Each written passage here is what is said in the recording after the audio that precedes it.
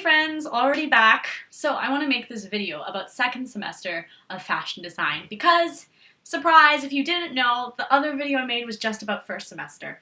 The nice thing about second semester is that instead of 3 components, it shrinks back down to 2. Design and drafting. Design/draping. In design and draping, your main project for the entire semester is evening wear. So from the conceptualization, which includes a mood board, you have to do a drape, you have to do a muslin, you have to make a pattern from the drape and the muslin after you've done these different fittings, and then eventually, of course, you have to make your final garment, which is a fully lined evening dress. A huge difference from first semester is how much you're going to be paying. I know you probably already spent a lot of money, or you will spend a lot of money, on your jacket and your pant. However, you will spend so much more on your evening wear because evening wear fabrics are so much more expensive. For example, people in my year went for all these Swarovski crystals to do this fancy beading on their dress. Some people got beautiful silks, so extra, but that they really believed in their aesthetic and they were willing to go to that price range. So, but me, I think mine was again $10 a yard, and I did just fine. I think on average, people probably spent about $300 on their evening wear project. There's also a sample you have to do for design/draping, which is a clean line bodice, which will teach you how to put in an invisible zipper with lining. As for the drafting component, that works completely separately from draping. These 2 sections do not cross in projects at all. You are no longer in tandem. For drafting, you'll do children's wear. And children's wear is not just a single garment, it's actually a full outfit. So some people did a dress and a little coat or a cape. Some people did pants and a shirt and even a jacket with that shirt. Again, it has to be a full ensemble. Don't worry, it does sound a little daunting, but it's not as bad as you think because the child you're designing for is only age 4 to 5. So it's very, very small amounts of fabric you're working for. And so it's much faster, in my opinion, to draft it and to sew it. On that note, because they expect it to be a much quicker process, the timelines for these are much quicker for children's wear.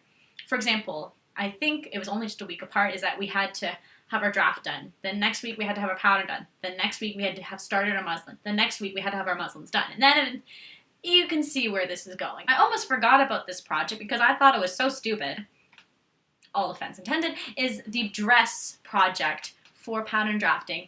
And what happens after you've completed your children's wear, I think it's introduced and it's only like a month left of the semester, is that they round up this 8 pictures of designer dresses that are like $1,200 or so. They're very tailored, have very intricate details. They're pretty darn nice looking business dresses. With a partner, if you'd like, you draft that dress and you basically knock off the design to the best of your ability to figure out how they made it. With this dress, after you draft it, you have to make it. It's up to you. You can make it in muslin or final material. I'm sure the outline will change by that time. I haven't talked about this in the first video, is something that was a big change from first year is that they really, really push for you to do technicals on Adobe Illustrator, because every single stage they usually always say, okay, bring a technical, bring a technical, bring a technical. And it's so important that when you go to crits that you have one so that when you're trying to explain what your dress looks like, you just slap one down, they can see the details you're trying to create. And also, it's just so much easier to alter your work if you have a digital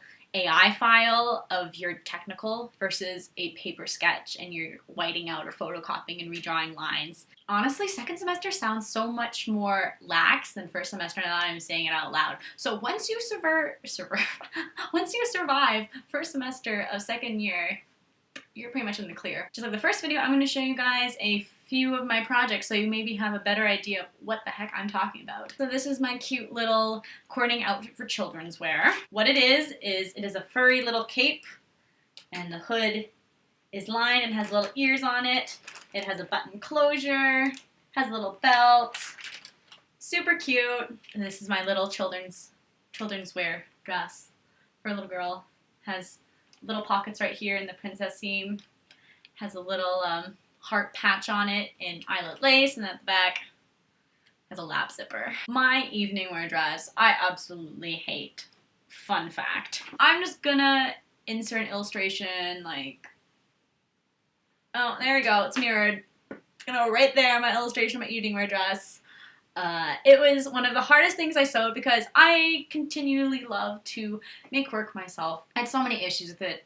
It was one of the hardest things I've ever sewn. I had drawn this beautiful illustration and I had no idea how to make it. And that's a problem I think a lot of us fell into. The concept was so easy, but then when we actually had to get down to draping it and transferring to pattern and making it, we realized how crappy this will be. I'm just going to give you a little peek at my dress because it's full length and it has a cape. Yeah. What it features, it's asymmetrical, it has all these layered tentacles, and every single edge of this dress has been baby serged. I hate baby serging. It is, if you can see, there's a curve there, and all those pieces are curved because my inspiration, I called it rock bottom because I hit rock bottom, right? And my inspiration was like creatures of the deep. So like squid, octopi, jellyfish, and their tentacles and like their habitats. That was my inspiration.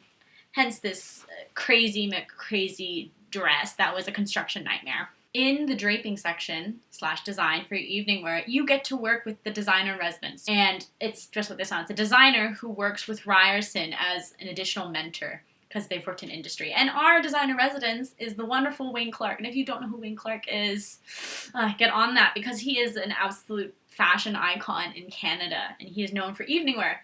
And Wayne would come in every week to our class and float around and give advice to students about whatever stage we're on, draping, construction, like the actual creative process of trying to think of our idea if it would work. Because he knows evening wear, no tomorrow. He's been in the business forever. I am just not an evening wear designer. It is just not where my passion lies creatively at all. So I kind of hated that entire semester because this dress, as it got more and more difficult, I just lost more and more motivation for it. But either way, that's kind of my last little rant about second year design, specifically for FFD413, your second semester. Until then, bye guys.